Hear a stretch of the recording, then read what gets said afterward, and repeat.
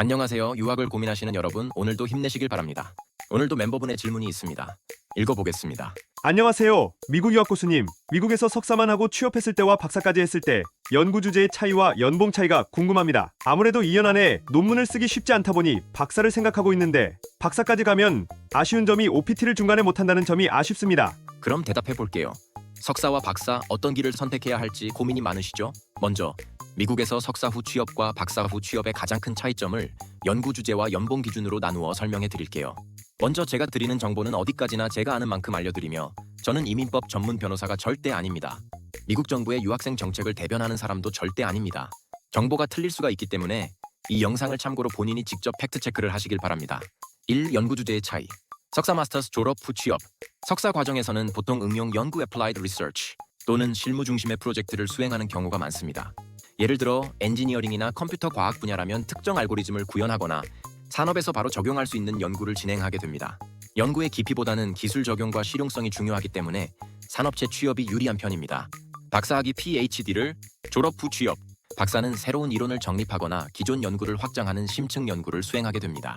연구 주제도 더 독창적이고 복잡한 문제 해결을 목표로 하며 논문 출판이 필수입니다. 따라서 R&D 연구개발, 대학 교수직 또는 고급 연구원으로 가는 경우가 많습니다. 산업체에서도 박사급 인력을 원하지만 일반 기업에서는 오버스펙이 될 가능성도 있기 때문에 포스트닥, 포스트독, 박사 후 연구원을 거쳐야 하는 경우도 많습니다. 2. 연봉 차이. 석사와 박사의 연봉 차이는 전공, 회사, 규모, 지역 등에 따라 다르지만 평균적으로 박사가 약 20에서 30% 더 높습니다.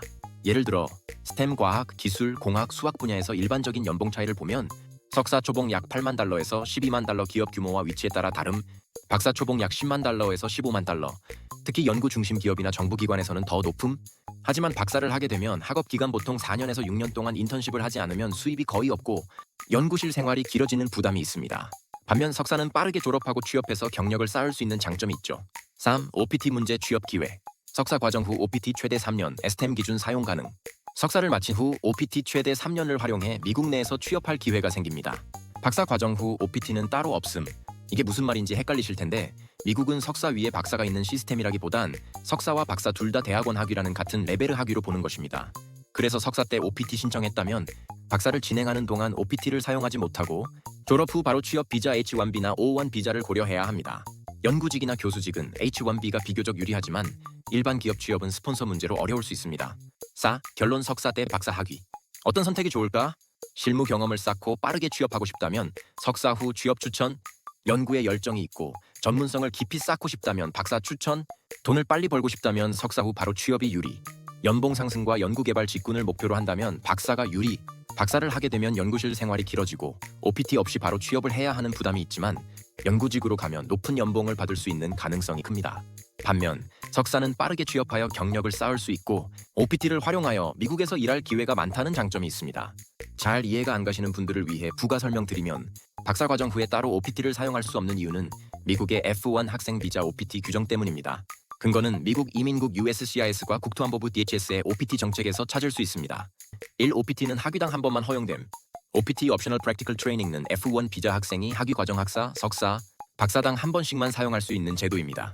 예를 들어 석사 과정에서 OPT를 사용했다면 박사 과정 후에는 새롭게 OPT를 받을 수 없습니다. 이는 미국 국토안보부 DHS의 SEBPS Student and Exchange Visitor Program 규정에 명시되어 있습니다. 2. 박사 후에는 새로운 OPT를 신청할 수 없음. 석사 후 OPT를 신청하면 최대 12개월, STM 전공은 추가 24개월 총 3년까지 가능합니다. 하지만 박사 과정 후에는 OPT를 새로 신청하는 것이 불가능합니다. 만약 석사 때 OPT를 사용하지 않았다면 박사 졸업 후 OPT를 신청할 수 있습니다. 그러나 박사 학위 후에만 OPT를 새롭게 신청하는 것은 안 됩니다. 3. 박사 후 취업 경로는 H1B 또는 O1 비자. 박사 학위를 마치면 일반적으로 다음과 같은 비자 옵션이 있습니다. H1B 비자 전문직 취업 비자, O1 비자 특출난 능력 소유자 비자 연구자에게 적합, NIW National Interest Waiver 영주권 박사 학위자에게 유리함, J1 비자 포스트닥 연구직. 즉 박사 후에는 일반적인 OPT 경로가 아닌 고급 취업 비자를 이용해야 합니다. 4. 공식 USCIS 규정 확인.